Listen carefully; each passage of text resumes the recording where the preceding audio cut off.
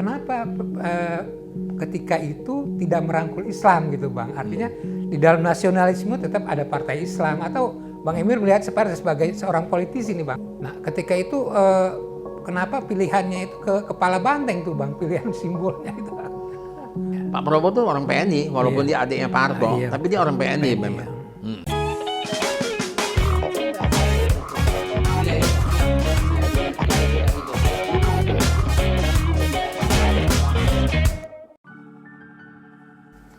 Ya, selamat siang pemirsa, salam sehat. Tetap bersama kami di sini di Emir Talk. Dalam perbincangan kali ini kita ingin ngobrol-ngobrol santai lah dengan pemilik Emir Talk, yaitu Bapak Emir Muiz, sosok dari politisi perjuangan Indonesia. Nah, kali ini pemirsa, PNI adalah merupakan sebuah partai, boleh dibilang yang mengawal pendirian partai di Indonesia ini sebagai partai nasionalis. Kebetulan Bang Emir adalah seorang nasionalis, ya kita ingin menggali lebih jauh sebetulnya PNI dahulu, PNI di masa Orba, kemudian PNI di masa reformasi sekarang ini seperti apa gitu. Nah kemudian apakah PNI yang diajarkan Bung Karno kepada kita mengenai persatuan, kesatuan, mengenai ekonomi, juga anti imperialisme dan sebagainya tersebut masih ada dalam benak atau dalam bangsa Indonesia kali ini. Selamat siang Bang Emir. Selamat siang, Assalamualaikum warahmatullahi wabarakatuh. Waalaikumsalam warahmatullahi wabarakatuh. Mestinya saya dong, Assalamualaikum ke Bang Emir. Sehat ya Bang Emir ya? Alhamdulillah. Ya Bang Emir, tadi saya udah kemukakan pada pemirsa kita bahwa ngobrol-ngobrol santai kita kali ini di Emir Talk itu mengenai PNI Bang ya. Jadi yang didirikan oleh Bung Karno bersama Cipto Mangunkusumo dan kawan-kawan. Kenapa pilihannya itu menjadi Partai Nasionalisme Nasional Indonesia Bang pada saat itu Bang? Karena sebelumnya itu kan sudah ada Partai Syarikat Islam. Kemudian dari sanalah kumpul tokoh-tokoh politik kita. Bukan Partai Syarikat Islam, masih Syarikat Islam. Syarikat Islam ya. Cokroaminoto Bang ya. Oh ya, kemudian ada yang menjadi PKI. Darsono dan kawan-kawan. Nah, kita yang nasionalnya, yang nasionalisnya. Walaupun waktu itu mungkin Marxisme belum muncul, tapi ya. Soekarno udah melihat Bapak, Indonesia ini harus digabungkan secara nasional. Tidak bisa dari agama. Atau tidak suku. Bisa juga hanya dari paham komunis. Dari suku juga gitu Bang. Dari suku. Ini mesti bisa diterima oleh semua. Bisa diterima oleh semua suku dan semua aliran yang ada di Indonesia. Ya udah sifatnya nasional, makanya disebutlah Partai Nasional Indonesia. PNI. Ya, nah kemudian Bang, para pendirinya itu kan seperti Cokroaminoto dulu kalau tidak salah agak kurang serg gitu Bang ya terhadap partai namanya nasional gitu, karena ada di Jawa itu pandangan Bang itu seperti apa? Mungkin Pak Cokroaminoto dulu melihatnya lebih dari segi Islamnya ya. Tapi saya nggak punya banyak data atau pengetahuan tentang itu ya. Saya nggak melihat juga ada pertentangan dari Pak Cokroaminoto dalam hal pendirian PNI. Karena saya waktu PNI didirikan juga Pak Cokro juga sudah nggak seaktif sebelumnya lagi. Ya Pak Cipto memang kan dasarnya dia lebih pada pendidikan sebetulnya. Bagus juga memang perlu itu pendidikan. Nah kemudian Bang, nasionalisme itu sekarang kemudian sebagai dorongan pemersatu ya oleh Bung Karno gitu Bang. Nah ketika itu kenapa pilihannya itu ke kepala banteng tuh Bang, pilihan simbolnya itu Bang?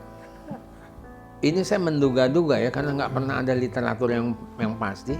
Cuma yang saya baca dari bantengnya banteng monyet, Soekarno, banteng ketaton gitu Bang. Ya.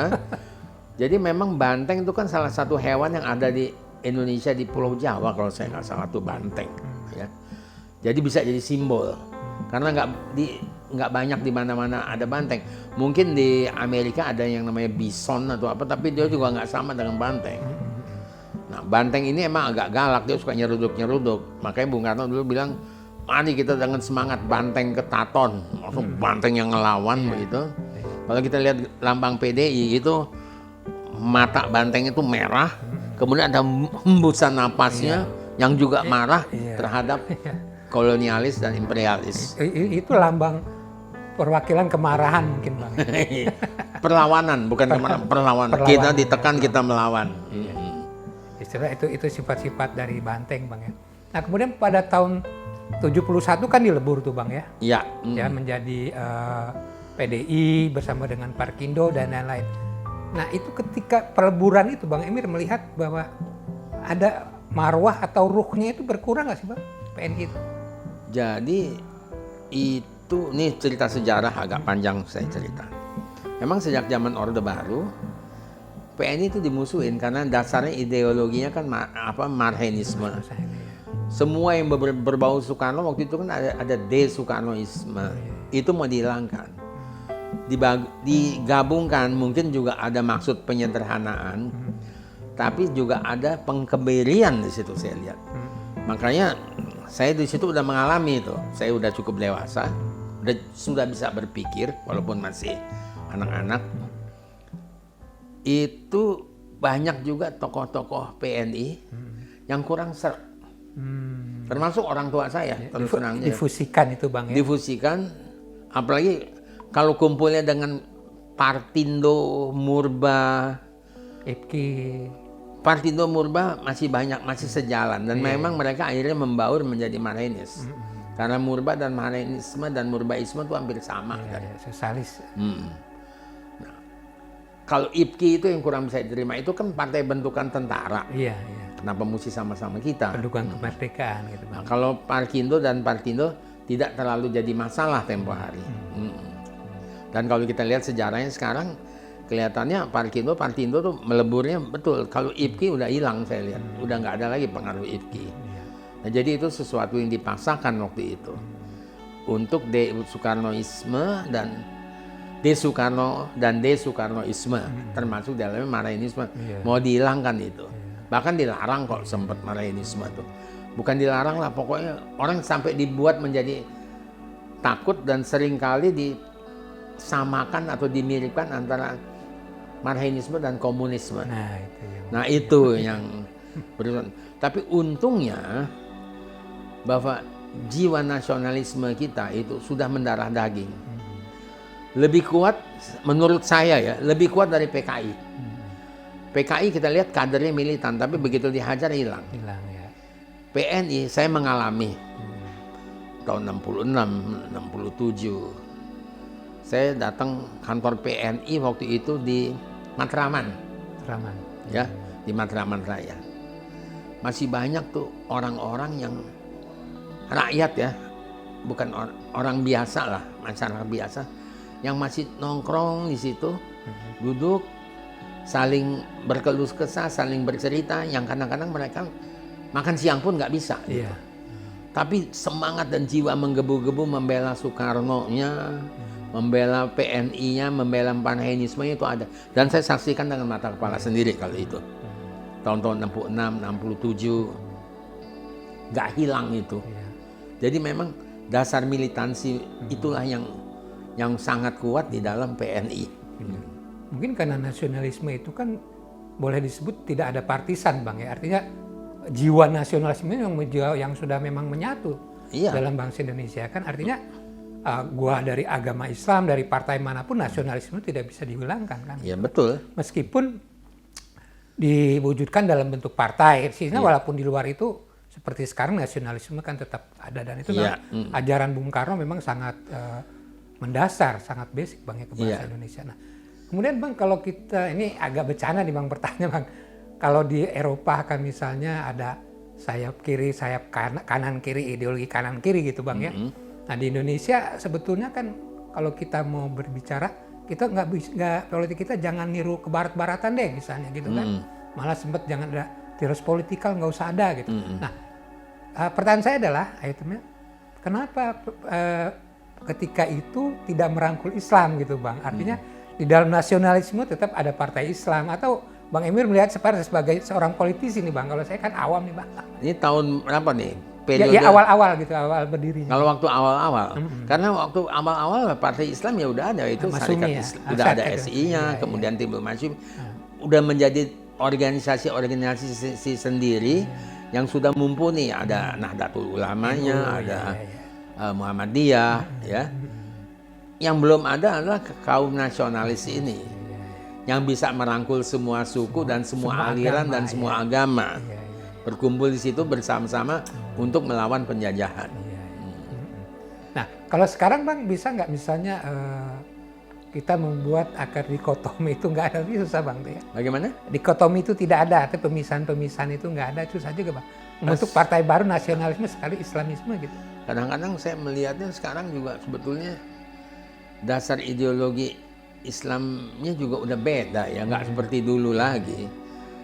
Ini lebih banyak udah politik di dalamnya sebetulnya. Hampir sama Bang ya. Ya hampir sama aja jadi sebetulnya. Sehingga orang juga pindah-pindah partai juga sekarang. Dulu nggak ada tuh cerita pindah-pindah partai. Sekarang kan banyak banget kutu loncat, bisa kemana-mana gitu. Dulu nggak ada. Dari Golkar ke Ya, Nasdem gitu Bang. jadi kalau kita lihat sekarang sih ya hampir sama. Yang masih kuat tinggal ya Islam jelas. Iya. Islam tuh agama ya. Tapi kalau dari ideologi politiknya saya lihat yang ada tinggal Sama. PNI aja, nasionalisnya aja. Nah ini bagaimana Bang kemudian jiwa PNI itu Bang? Yang mungkin juga sekarang di tengah global geopolitik dunia yang seperti ini memberikan ciri khas bangsa Indonesia ini bangsa besar juga, dan nasionalisme itu atau PNI itu memberikan satu warna yang kental gitu. Bagaimana tuh Bang caranya? Termasuk ke Pancasila yang pernah Bang Emir sebutkan itu. Ya sebetulnya sekarang ini saatnya ya untuk muncul lagi, karena kalau kita lihat sekarang ini kan ada persaingan globalnya kan antara Cina dan Amerika. Nah, kita perlu suatu wadah nasional, kita perlu suatu wadah persatuan, yaitu adanya di partai nasional. Partai nasional tuh ya sekarang ada PDI Perjuangan dan ada lagi. Ya sebetulnya hampir sama aja yang namanya Golkar, Demokrat, Nasdem itu kan juga sebetulnya partai nasionalis juga. Tapi yang paling dominan memang PDI Perjuangan di sini. Jadi ya ini memang diperlukan pada saat sekarang untuk melawan baik kiri maupun kanan, ya. Baik Amerika maupun kirinya sekarang juga kirinya Cina, ya. Tapi ini pun juga saya lihat perang ideologinya udah hampir habis. Sekarang tinggal perang ekonominya aja. Persaingan bisnis dan sebagainya. Kaitannya akhirnya juga memang mau menguasai bangsa lain agar bisnisnya jadi lebih maju. Imperialisme Bang. Kapitalisme lagi. Dasarnya juga jadinya kesana lagi akhirnya. Kalau kita lihat sejak awal juga sebetulnya waktu Belanda datang ke sini kan tujuannya juga ekonomi kan. Betul. Menjajah juga kepentingannya ekonomi. Nah sekarang kepentingan ekonomi itu tidak dalam bentuk penjajahan, tapi bentuk dalam perdagangan untuk ngasih utang, ngasih segala macam. Termasuk juga kadang-kadang infiltrasi, provokasi ya seperti yang kejadian di Afghanistan atau di bagian-bagian lain dunia itu, di mana peran-peran imperialis tuh sangat nyata di sana. Nyata ya. Ini baru-baru di Afghanistan yang Amerika meninggalkan Afghanistan gitu ya. Tapi itunya tetap ditinggalkan gitu. Perannya itu dari jarak jauh gitu Bang. Nah kalau melihat setelah fusi Bang ya PDIP itu di PDI maksud saya pada tahun 71, PNI kemudian terlihat kemudian berubah juga menjadi PDI Perjuangan. Itu peran PNI-nya itu Bang artinya ruh masih ada sih nggak Bang? Tetap ada atau agak berkurang atau sama-sama? Tetap ada itu. Gampang sih ngukurnya hanya waktu pemilu aja. Pemilu waktu bahkan pemilu 71 pun masih ada PNI 71 ya, tapi kemudian 77 5 tahun kemudian tapi ditambah setahun. Itu 77 kita masih muncul dengan gambar Soekarno loh. Artinya PNI-nya ya nggak hilang. Bahkan leadernya, pembawa obornya itu ya PNI waktu itu. Nah kemudian Bang, kalau sekarang Bang setelah jadi PDI Perjuangan ini masih terasa nggak Bang itu? Ada peran PNI itu masih menjadi leader atau seperti Bang Emir udah cair seperti partai yang lain gitu Bang? Sudah agak cair dan maaf kalau saya ngobrol sama teman-teman juga nggak semuanya masih menjiwai ya Marxisme gitu. Tapi bahwa nasionalisme, sekarang yang banyak disebut-sebutkan Pancasila gitu. Marxismenya hampir nggak pernah disebut. Jadi nggak banyak sebetulnya. Tapi sebetulnya pada dasarnya ya tetaplah Marxis. Tetap Marxis dan tetap induknya adalah PNI itu Bang ya. Pikirannya gitu loh. Saya kira kalau untuk yang senior iya. Untuk yang senior iya. Kalau yang junior saya lihat juga di generasi anak-anak ya itu mereka udah nggak gitu kenal lagi, udah mulai agak lupa. Soalnya ya, nah di sinilah peran pendidikan dan sejarah harus banyak digalakkan. Perjuangan dari PDI Perjuangan di DPR agar kurikulum selalu, ya Bung Karno bilang jangan sekali-kali meninggalkan sejarah. Jas merah ya. Ya saya melihat di pelajaran sejarah ini kurang. Ya memang selama 32 tahun Orde Baru nggak ada cerita perjuangan merebut dari penjajah, yang ada Bapak Pembangunan terus waktu itu. Ini dihilangkan. Ini mesti dibalikkan kembali supaya generasi muda dan generasi seterusnya itu tahu siapa, kita jangan bilang siapa musuh kita lah. Siapa yang mesti diwaspadai, ideologi apa yang mesti diwaspadai. Ini yang mesti diwaspadai, melawan globalisasi ekonomi. Kalau zaman dulu ujung-ujungnya ya imperialisme dan kapital. Dasarnya ya kapitalisme juga. Nah, ini yang mesti dijaga terus, ya. Jangan sampai kita kebablasan. Sekarang juga udah kebablasan, kita udah jadi negara kapitalis sekarang. Mungkin harus kembali lagi bahwa ajaran Marhainisme itu jadi manifestasikan dalam berbagai bentuk kegiatan, Bang, ya. Dalam pendidikan, sejarah gitu. Sekarang saya kira tanggung jawab terbesar, mestinya tanggung jawab terbesar di PDI Perjuangan itu pendidikan. Pendidikannya apa? Sejarah. Itu yang paling penting. Dan dari dialektika yang ada nanti juga akan kembali lagi pasti. Tapi waktu dia kembali, kalau tidak menguasai sejarah, bingung. Akan bentuk berbeda. Bisa berbeda apapun kapitalisme yang muncul, ya. Kita lihat dulu dah. Waktu tembok Berlin hancur, dunia berteriak. Kaum barat berteriak bahwa komunisme sudah hancur, pemenangnya adalah kapitalisme. Tapi kita lihat kapitalisme akhirnya nanti juga akan muncul lagi dialektikanya, akan jadi antitesisnya ada lagi, tarik ke sosialisme lagi. Makanya dulu Marx pernah bilang bahwa nanti dunia akan jadi sosialis semua. Satu saat kapitalis itu akan rontok sendiri. Nah kita bisa mulai lihat lah di Amerika mulai ada. Dan mereka kaum kapitalisnya cukup pintar, ya mereka mulai meningkatkan sosialismenya. Kita lihat negara-negara Skandinavia, itu sangat bagus sistem sosialisnya. Denmark ya Bang ya. Ya, walaupun tidak menjadi Marxis, ya, tapi mereka punya sosialisme sendiri. Otomatis mesti ke sana. Amerika juga mulai. Cina sebagai contoh, untuk maju mereka perlu sistem pasar. Makanya kita juga kadang-kadang perlu modal asing, karena kita perlu untuk bisa berperan dalam sistem pasar. Tapi lihat aja Cina sekarang. Satu saat Xi Jinping mulai menyadari nih, kapitalismenya udah mulai kebablasan, makanya dia potong kan, Jack Ma misalnya, sebagian hartanya diambil kemana-mana. Nah kita di sini juga kalau kita lihatlah sekarang jalan tol misalnya di Indonesia kiri kanannya, siapa yang punya tanah itu? Apa masih petani Marhaen? Enggak kan, udah konglo semua.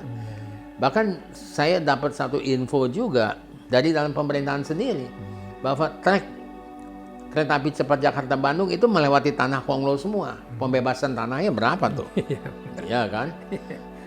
Nggak mudah. Cek aja lah jalan tol kiri kanannya siapa yang punya. Ya sekarang mungkin masih ada petani-petani. Tapi lama-lama habis itu. Nah ini yang mesti diwaspadai.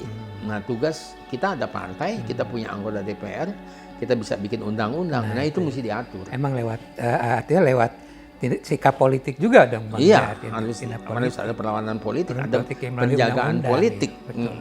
Ya melalui undang-undang itu kan, melalui peraturan. Dan kuncinya ya sejarah. Saya bukan komunis ya. Tapi yang paling menyadari itu adalah Mao Zedong. Mao Zedong tuh bilang, sejarah itu ilmu pasti, dia bilang. Sejarah itu ilmu eksakta karena dia selalu akan berulang-ulang untuk yang sama. Tinggal bagaimana kita melihat dialektikanya. Dalam bentuk peningkatan. Mungkin ada modifikasi.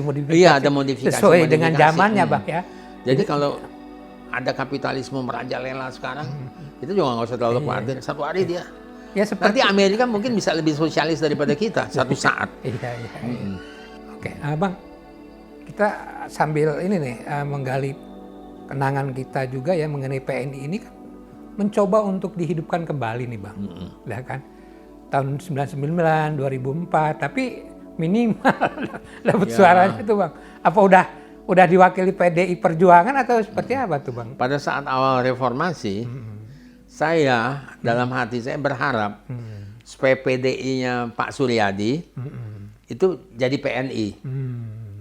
Tiba-tiba saya lihat di TV kecolongan, ada yang bikin deklarasi PNI. Iya. Tapi saya nggak pernah tahu siapa orangnya, apa orangnya itu. Mereka bikin deklarasi di TV pakai baju merah, macam-macam. Tapi terus hilang, tenggelam, nggak keruanan. Iya.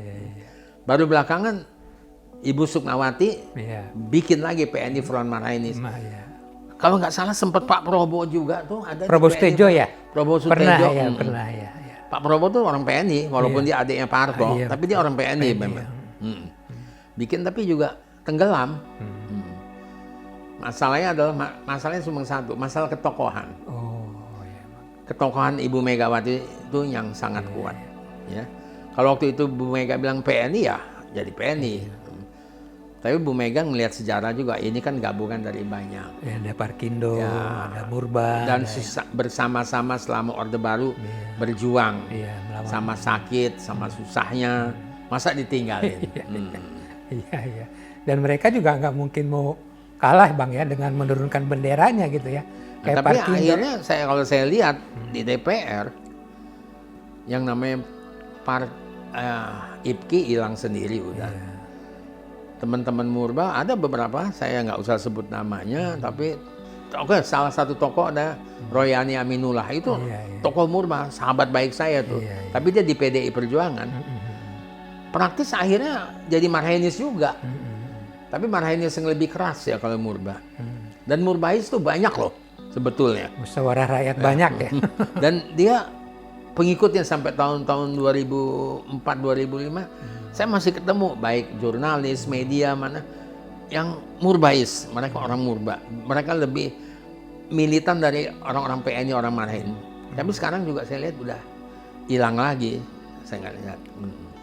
Kalau tidak salah 2016 atau 2017 ya, Bang Emir kan bukan menggalang, artinya ingin silaturahmi nih dengan para Marhainisme, dengan para nasionalis ya Bang ya di jalan apa tuh Bang di daerah dekat Rumah Sakit Gatot Subroto, tapi nggak jadi tuh Bang ya. Ya itu udah dinamika politik memang waktu itu tinggi sekali ya. Tapi tetap ada jiwa mereka tetap. Saya kenal lah kalau di dalam PDI Perjuangan siapa-siapa yang Marhainis tulen. Saya tahu orang-orang itu. Artinya nasionalisme yang terkait dengan Marhainis ini mungkin perlu juga Bang. Artinya orang yang memiliki jiwa-jiwa atau kesadaran-kesadaran untuk membagikan nasionalisme lagi, Marhainisme itu untuk berkumpul gitu Bang, untuk membuat satu. Saya punya cita-cita dari dulu. Apa Beberapa kali saya kumpulkan tapi per provinsi waktu itu. Cuma sekarang setelah saya lihat-lihat lagi, kita perlu pelaku-pelaku sejarahnya. Iya. Cuma udah nggak ada lagi. Udah nggak ada lagi Ya. Bang. Ya. Saya aja udah yang termasuk yang paling tua, padahal dulu saya anak-anak dan nggak banyak pengalaman saya kan.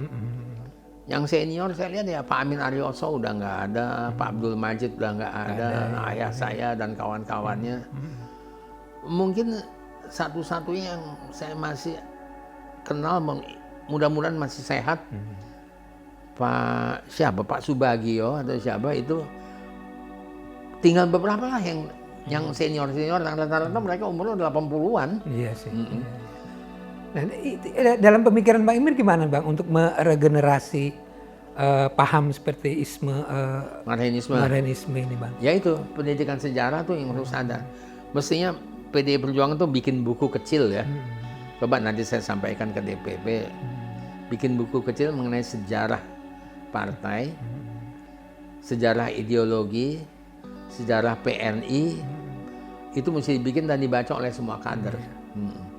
Ya karena lahirnya itu juga kan Marhainisme itu berangkat dari pemikiran Bung Karno yang setelah dia punya pengalaman kan. Iya. Bergabung dengan Cokro Aminoto, belajar di situ, kemudian juga bergaul dalam perjuangan mereka.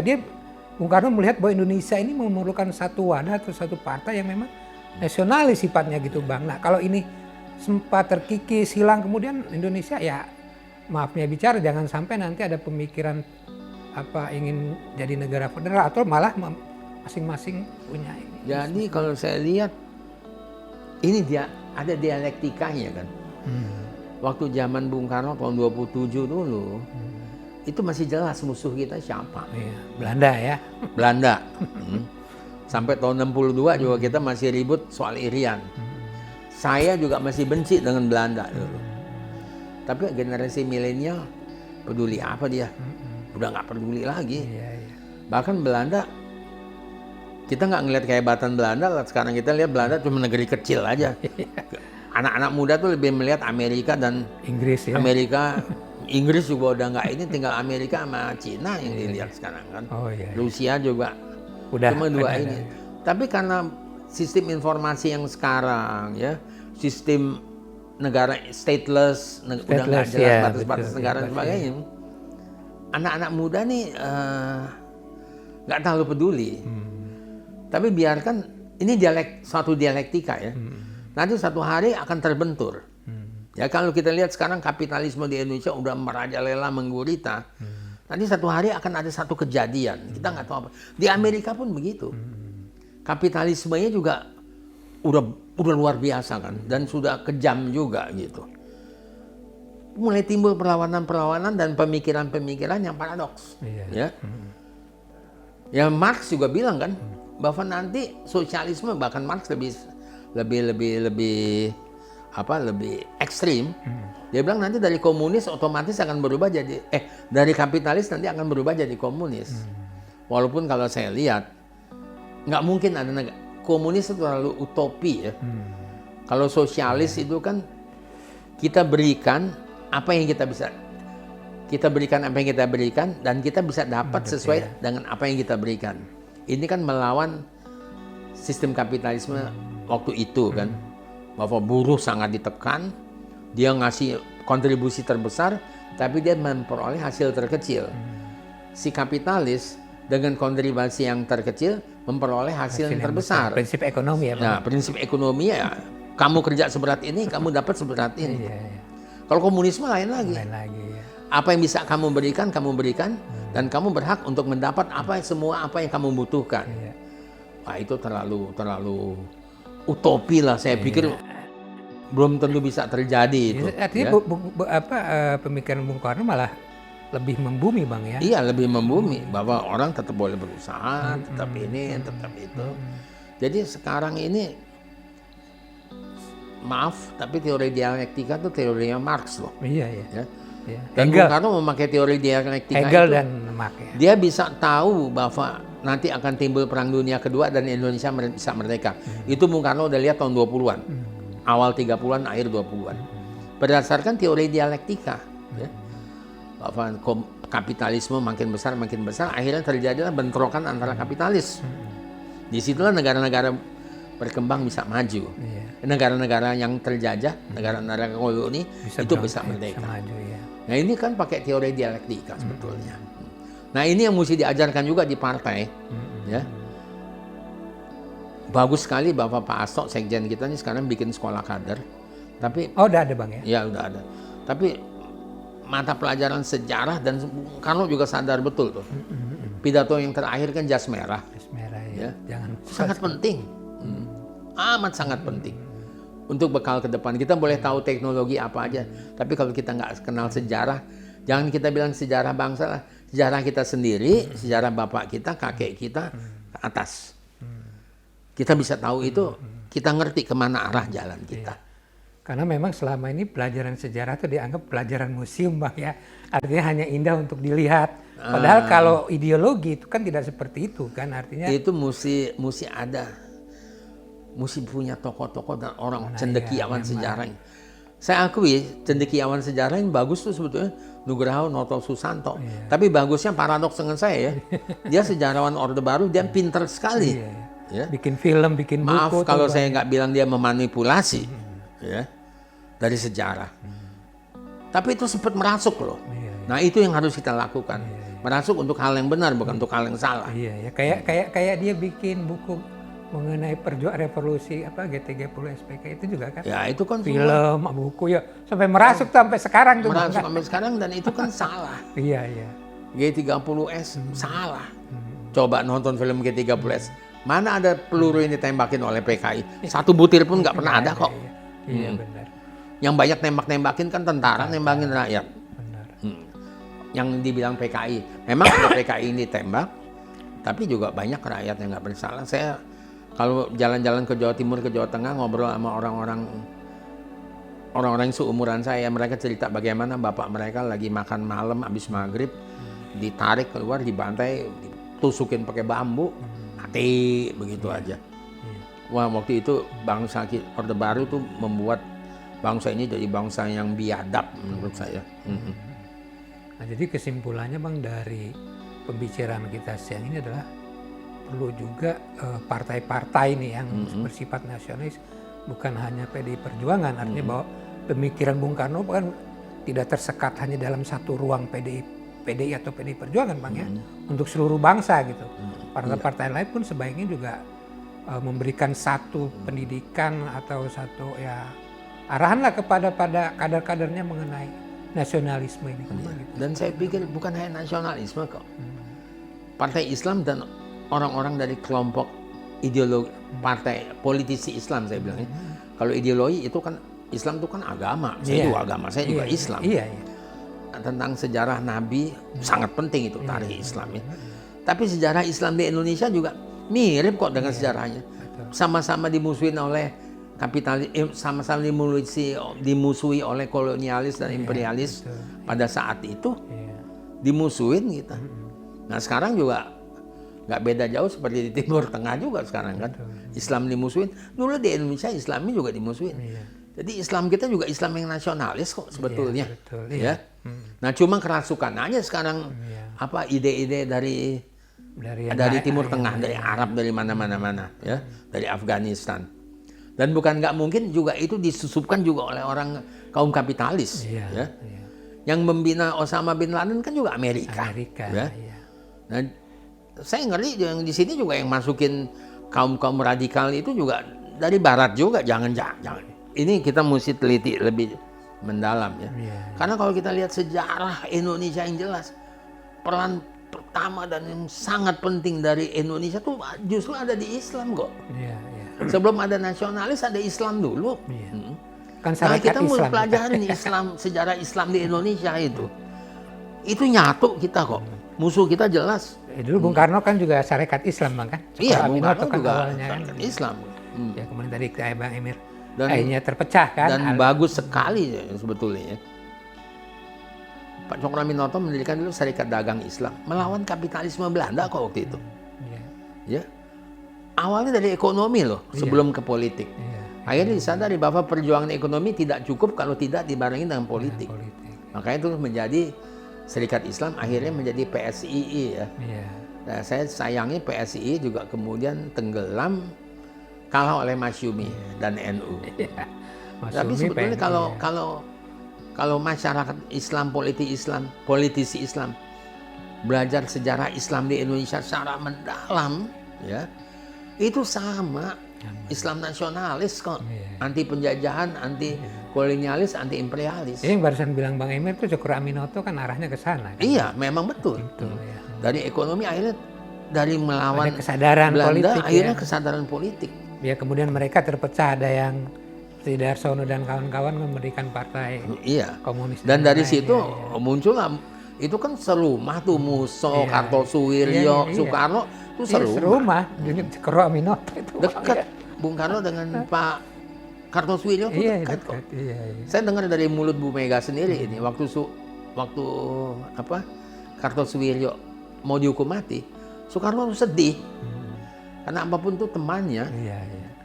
Iya kan di satu ruangan itu. Iya, jadi satu guru lah. Dasarnya sama. Jadi dasar sejarahnya itu sama. Sama ya, guru bangsanya Cokroaminoto. Nah, cuma ya ini DITI dulu sedikit banyak ada permainan Belanda juga tuh di dalam sana. Iya kan dikirimin uang berapa. Iya.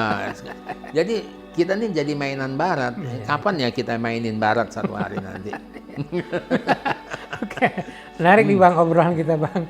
Karena waktu yang membatasi nih Bang, lain ya kita bisa sambung lagi dan kita irit-irit masih nih, banyak Bang, supaya penasaran nih Bang. Saya juga pengen cerita nanti satu saat tentang tokoh-tokoh PNI. Iya. Menarik itu Bang ya. Alhamdulillah saya sempat kenal para pendiri ya. Pak Sartono saya sempat ketemu, Bung Karno saya sempat ketemu, Dan terakhir yang paling dekat dengan saya tuh Pak Iskak Cokro Adi Suryo, itu pendiri juga tuh. Isna ini Pak ya. Kalau Isna ini bukan pendiri, dia udah generasinya Oh ayah iya, saya. iya. Ketua aja dia sebagai Ya, ketua kalau ya. yang tua-tua ya Pak Iskak di akhir-akhir hidupnya tuh dekat sekali sama saya. Dan bahkan ekstrim, kadang-kadang saya zaman dulu. Kalau Aka Gani Bang? Aka Gani itu temennya Bung Karno tuh saya enggak. Anak-anaknya saya kenal. Tapi Pak Aka Gani saya enggak Tapi berkesempatan termasuk ketemu. dibilang tokoh PNI Ya, juga. oh, kan? PNI dari Sumatera Selatan. Sumatera Barat kalau nggak salah. Adnan Kapogani, Ya, Aka Gani ya. Oke. Banyak orang-orang PNI kalau saya kenang-kenang lagi yang zaman-zaman dulu sama Pak Sidik, Pak siapa itu. Banyak yang saya kenal tuh.